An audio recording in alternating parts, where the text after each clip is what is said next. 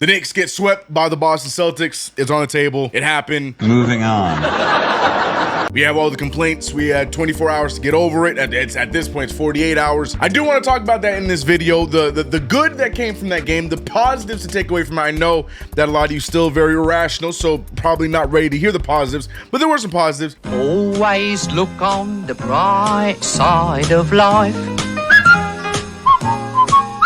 And there were a lot of negatives I want to get into. We'll talk about that later on in the video. But we already know the Knicks rotation is possibly set, but is there still time for players to fight their way into the rotation? It was announced that tonight we were going to be without some key Knicks players, meaning that there's going to be opportunities for other guys off the bench. So there's a lot we got to talk about before our final back-to-back, before the playoffs begin next week. 3 more games left. Tonight is Detroit, tomorrow Cleveland, and then we got Brooklyn bright and early on Sunday. I think this is my final recap of the regular season. I mean, next week is going to be playing in the playoff start. So yeah, final recap of the regular season. Let's get into it. Run the intro.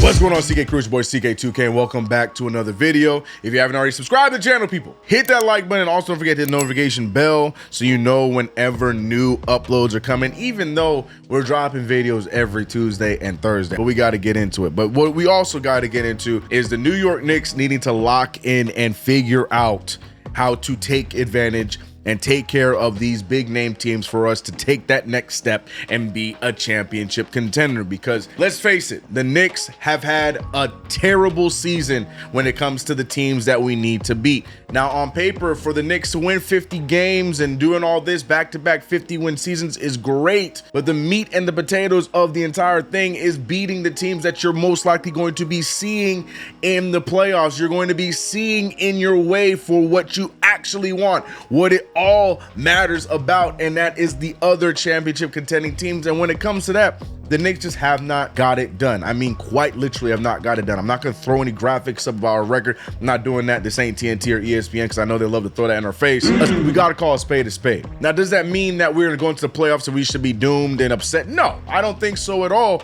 But it does tarnish the season just slightly. Now, you can have your reasons. You can blame coaching. You can blame trades. You can blame lack of certain positions on the roster. And to be honest with you, it's probably a great combination of all of it. I have my opinions. I've made them throughout the video, and I'm sure I'll be making more as we ride into the offseason. But what I do know is for the first time of all the games, I feel like I finally saw an opportunity where this New York Knicks team against one of the top tier teams, hell, a team that's probably going to see themselves in the finals again, most likely. I finally looked at the New York Knicks and I thought to myself, okay, there might be a shot in these playoffs. Again, I know I'm crazy. There's a lot of pessimistic Knicks fans and be like, CKB so serious. You're looking at this team and you think there's a chance this can happen, that can happen. Truthfully, honestly do. He's crazy.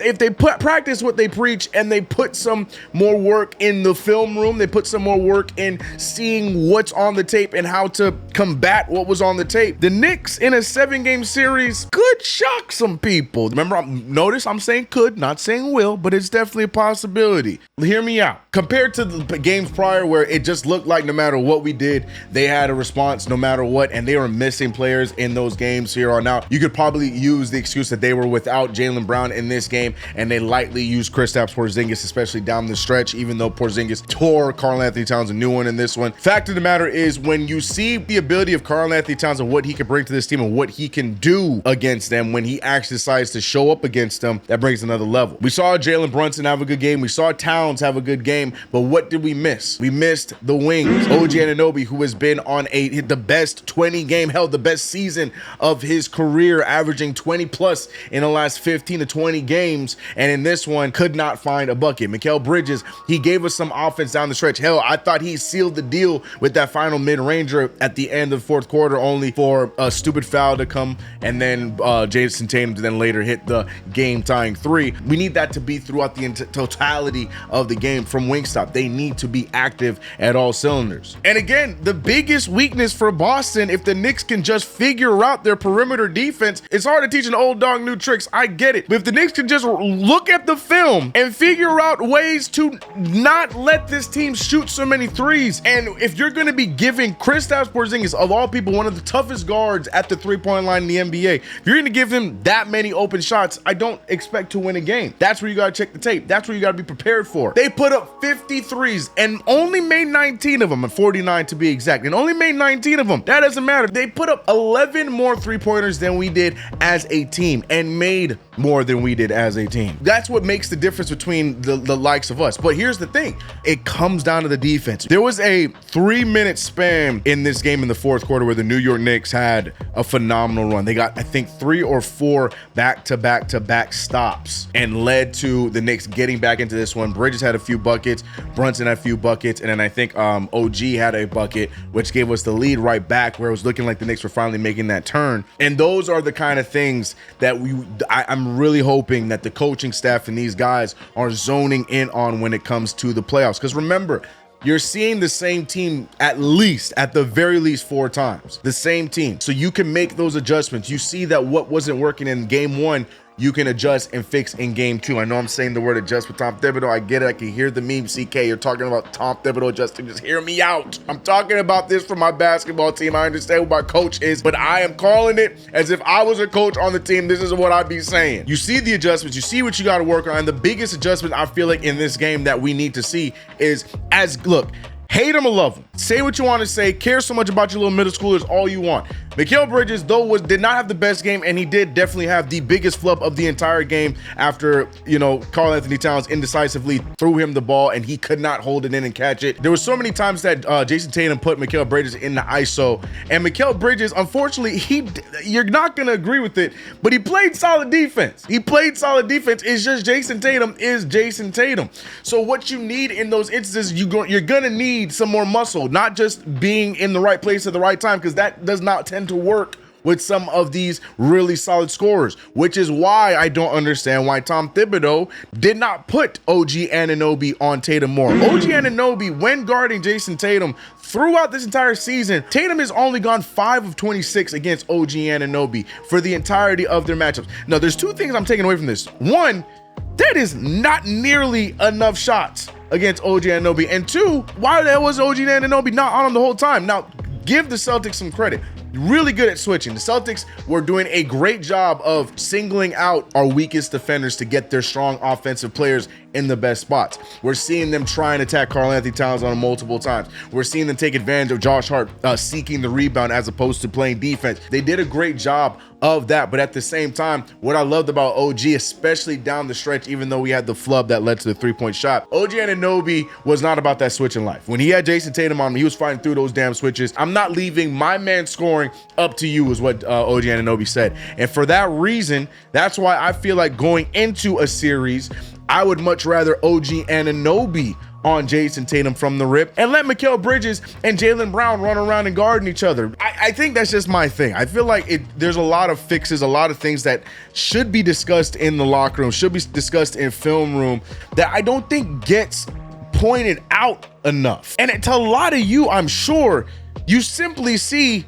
OG good on Tatum, we make OG guard Tatum. Again, Mikal Bridges did what he could. In the first half, Tatum had a slowish start, but he found his groove later in the second and for the remainder of the game. I just don't understand why you keep putting Bridges on him when you have OG, who is a better mark on him. Let that be what it is. Again, like I said, I'm asking a lot when it talks to making adjustments with Tom Thibodeau. I get that, but again, this is just what I'm seeing from my hoop knowledge and seeing the game. I feel like that, to me, this is a very fixable situation going into the playoffs. I see this as the Knicks have an opportunity to put up a fight against the Boston Celtics if we're lucky enough to see them in the second round, because before we see them in the second round, we will be facing off most likely against tonight's opponent, the Detroit Pistons. Hate it if you want to, disbelieve if you don't want to. Again, I'm not going to tell you how to fan how you want. Let me know your thoughts in the comments below, but I'll tell you this, even though the New York Knicks did not get a win at all in this season, the Boston Celtics, who could go out and boast and say things like Eddie House, he made it tough for them, and we have an opportunity to possibly beat them and move forward in the playoffs. So I think that's how the Knicks are feeling. I don't think that. You know, at all. I told you, 4-1. The main guys in Boston could say whatever they want, but they still know the main thing is the main thing. And just because they beat us in the regular season does not equal that they will take us out in the playoffs just like that. Jayson Tatum was saying this. Swept the Knicks in the regular season. You may face them in the second round. Does that mean anything? No, not at all. Playoffs is a different animal. You know, regardless of whatever happened in the regular season goes out the window when the playoffs start. Then there was Derek White. Knowing that if you swept the Knicks in this season series, you could face them in the second round, does that give you confidence going in? It means absolutely nothing. And of course, the crazy man himself, Joe Mazzulla. And it means nothing. If anything, it's more dangerous for us thinking, one, that we're going to get to the second round. We may not get there. You know, you have to surrender to that it may not go the way that you want it. So there's so much that needs to happen before that. And if you don't handle what you've done against somebody else, then that could actually be more detrimental to you psychologically. And so it all depends on how we continue to get better as a team. Respect to them. Respect to them. That's the right mentality. I understand, right now we're in that generation of, Twitter fans where we like to jump to extremes. It's always really, really hot or super, super cold. There's no in between. So right now, if the Knicks losing every single game, Knicks fans are through the roof thinking it's over. We got a mail in the season. It's this person's fault, that person's fault. The reality of the situation is I think we've gotten a better understanding through these losses of what it takes to take on this team and what are we going to do to execute on it. Will we, or is it going to be a repeat? I think we know what the answer might be, but I still believe there's a possibility that we could figure it out. Now, I don't like talking past our first opponent, but if we are able to, which I would, I'm going to assume because there's no way that we win 50 games and we don't get past the first round. If we are able to get past the first round, Boston would be our next opponent. And, I'd like to believe that we have a shot at least at giving them a run for their money. I know that is probably the most unpopular take, the most hottest of takes, scorching hot take, but I choose to believe it. Let me have it. That's just what I'd expect you to say. Dumb people are always blissfully unaware of how dumb they really are. Let me hear your thoughts about Boston, Knicks, all that in the comment section below. Do you agree with my coaching thoughts? Do you think Tom Thibodeau is going to look at that and treat me like John Jonah Jameson and look at me and say rotations, changes, adjustments?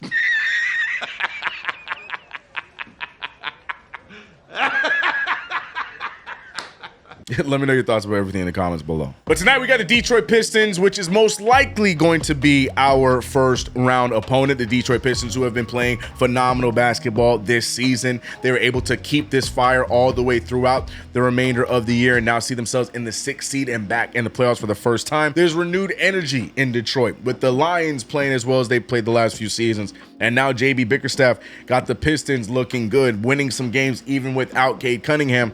And then now tonight they get a test against who is going to be their opponent in the first round. And Detroit has been on a world tour right now and showing that they don't be taking nothing for granted. They're not taking anything lightly. We've seen them getting in fights and getting in tough situations, and I expect that to be very similar with us tonight. I mean, I don't think they're going to allow us to punk them any way you want to bring it. I don't think they're going to let us punk them tonight. But we also are going to be without 3 key players. OG Anunoby is going to be out with that right thumb sprain. Josh Hart, that man played damn near 48 minutes in the last one. Did not like that, but he's going to get some much needed rest. And Mitchell Robinson, who had the awkward fall around the same bad leg, he's going to be sitting out for rest in the first game of the back-to-back. I'm sure we might see all 3 of these guys back against Cleveland at a limited capacity. I say that with quotations again because we know Tom Thibodeau does not know what limited capacity means. We're load managing your questions today. No. But it's going to be a tough one tonight. It's going to be a tough one. Jalen Brunson has the full reign to be Jalen Brunson. We're also going to get to see guys fit the role. Now, with OG, Hart, and Mitchell Robinson out, if I was a betting man, I would say that it's probably going to be Brunson, Deuce, Bridges, Precious, Cat. And then off the bench, we're going to get a 3-man rotation. I don't think Tom Thibodeau is going to shake it up too much. We see Cam Payne, we see Landry Shamet, and we might get that opportunity to see DeLon Wright again. Maybe, possibly. It'd be nice. It'd be nice. We'll see what Tom Thibodeau decides to do. But it's going to be a tough one. It's going to be a fun one, and I'll be live for it over on KFTV for yet another play-by-play. That's it for me, man. I didn't want to over-talk on this one. I feel like it's been beaten. The whole Celtics conversation has been beaten. Everybody's really negative about it. Some people are still positive about it. It's just been it's been the wave to be negative about the New York Knicks this season. I choose to see the brightness. I think that there is a shot for us to at least compete in this. I know with the whole Tom Thibodeau thing, it's going to be tough. You know, the lack of adjustments, Roddy. What's your thoughts about everything? How do you feel about the playoffs coming up around the corner? How do you feel about the Knicks finally resting some players here tonight before Detroit? Do you think that the Knicks are ducking the smoke, or you think it was the right move to give these guys some rest? Let me know your thoughts about everything mentioned in this video in the comment section below. I cannot thank you guys enough. The support has been great. But if you haven't already subscribed to the channel, hit the notification bell. Don't forget to like this video. I'm out of here, man. We got the play-by-play tonight. We got play-by-play tomorrow. You'll see me on Knicks Fan TV for both of them. And if you haven't been tuning into them at all, we've been having a great time. JD rocking it when I'm not there, and myself vice versa. We've been having a great time. The play-by-play has been lit. Playoffs right around the corner. Oh, that's enough for me, man. I'll see you guys in the next video next week when the dust of the regular season has settled. I'm out of here, y'all. Peace.